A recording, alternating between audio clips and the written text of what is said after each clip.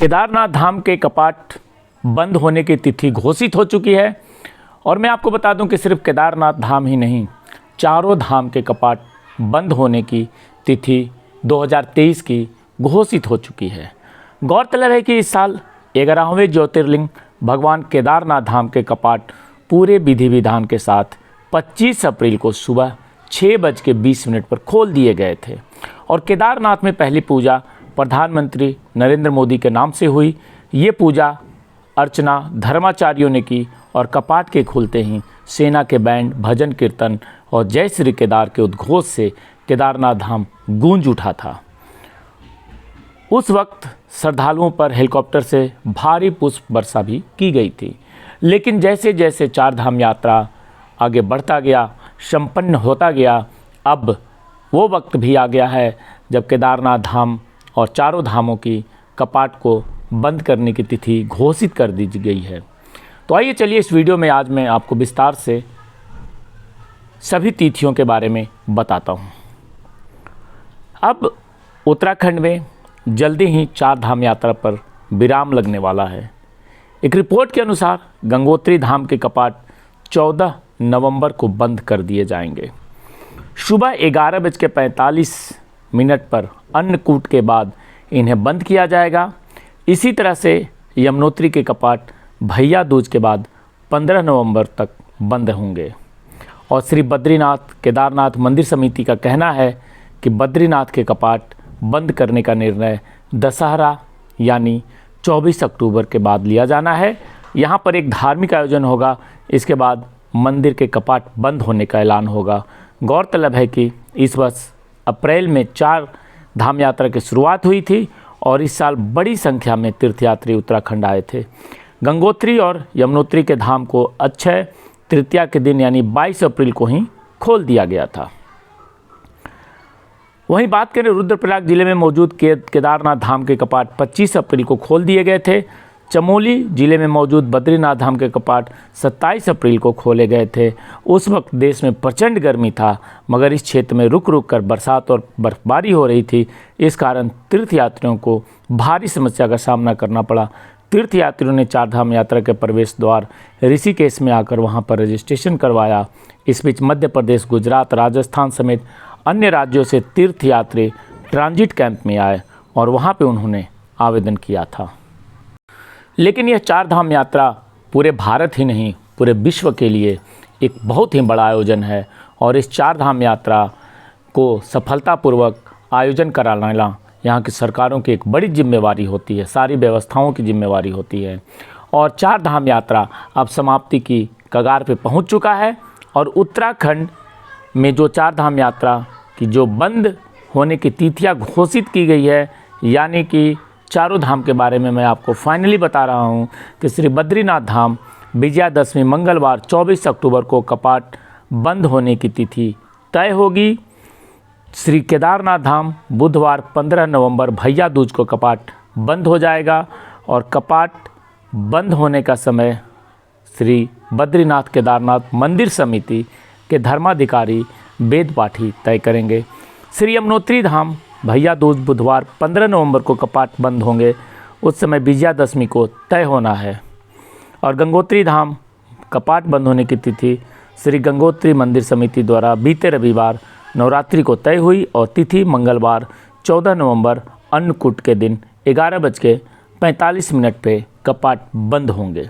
सरल शब्द में कहें तो बद्रीनाथ धाम के जो कपाट है उसकी जो तिथि तय होगी वो 24 अक्टूबर को, केदारनाथ धाम के कपाट 15 नवंबर को बंद होंगे, यमुनोत्री धाम के कपाट 15 नवंबर को बंद होंगे और गंगोत्री धाम के कपाट 14 नवंबर को बंद होंगे।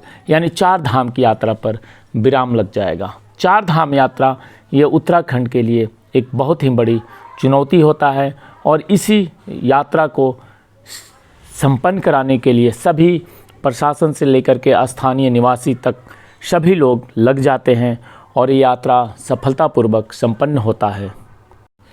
चार धाम यात्रा की जब शुरुआत होती है तो पूरे देश के नागरिकों में एक बहुत ही जोश रहता है, बहुत ही उमंग रहता है कि चार धाम यात्रा करना है और उसमें साथ ही साथ गौमुख, गंगोत्री, अन्य भी धामों की यात्रा की लोग शुरुआत करते हैं और हर कोई ये चाहता है कि एक बार वो चार धाम यात्रा ज़रूर करें।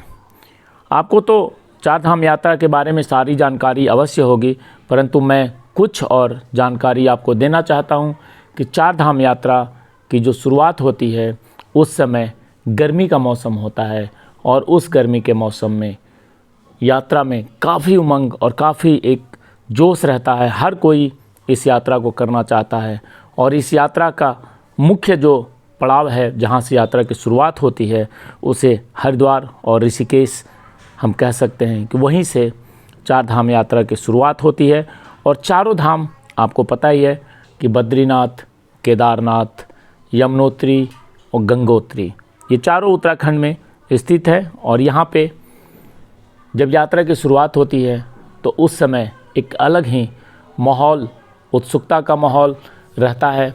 और बहुत सारे लोगों को ये नहीं पता है कि जब कपाट बंद होते हैं तो मंदिर की जो भगवान हैं उनको नीचे लाया जाता है, क्योंकि उन सारे पहाड़ों पे बर्फ़बारी इतनी ज़्यादा होती है कि जिसके कारण से वहाँ पे पूजा भी संभव नहीं है। तो मूर्तियों को, भगवान को नीचे लाया जाता है और जब नीचे लाया जाता है भगवान को तो एक बहुत ही बड़ा उत्सव, बहुत ही बड़ा आयोजन होता है। पूरे ढोल बाजे और स्थानीय जो भी वाद्य यंत्र हैं उनके साथ मंदिर को एक कह सकते हैं कि काफ़ी भारी संख्या में और गांव की महिलाएं, पुरुष सब उत्सव करते हुए और वो नीचे मंदिर में लाते हैं। एक भव्य पूजा का आयोजन होता है, जबकि उस उत्सव को देखने के लिए काफ़ी दूर दूर से लोग आते हैं जिन्हें जानकारी है। और जिन्हें जानकारी नहीं है वो तो ये सोचते हैं कि मंदिर के कपाट बंद हो गए, यानी कि दर्शन बंद हो गए।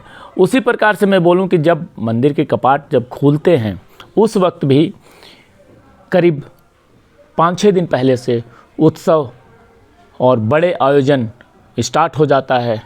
मैं जैसे केदारनाथ धाम की बात करूं तो वहाँ की जो मूर्ति है, भगवान है, उन्हें ऊखी मठ में रखा जाता है और ऊखी मठ से जब डोली चलती है केदारनाथ धाम के लिए तो ये 5 दिन का बड़ा ही लंबा सफ़र होता है। गांव-गांव से होते हुए ये डोली, ये मूर्ति चलती है। हर गांव में लोग स्वागत करते हैं, उत्सव मनाया जाता है, बड़े बड़े आयोजन होते हैं और गांव से एक मेले की तरह लोग निकलते हैं और बड़े ही धूमधाम से, यहाँ तक कि भारतीय सेना के बैंड भी साथ में चलते हैं और वो फिर नीचे ऊखी मठ से मूर्ति को लेके, भगवान को लेकर के केदारनाथ मंदिर तक पैदल जाते हैं, जिसमें 5 दिन का सफ़र होता है। और उसके बाद एक बड़े ही धूमधाम आयोजन के साथ मंदिर को वहाँ, मूर्ति को वहाँ स्थापित किया जाता है।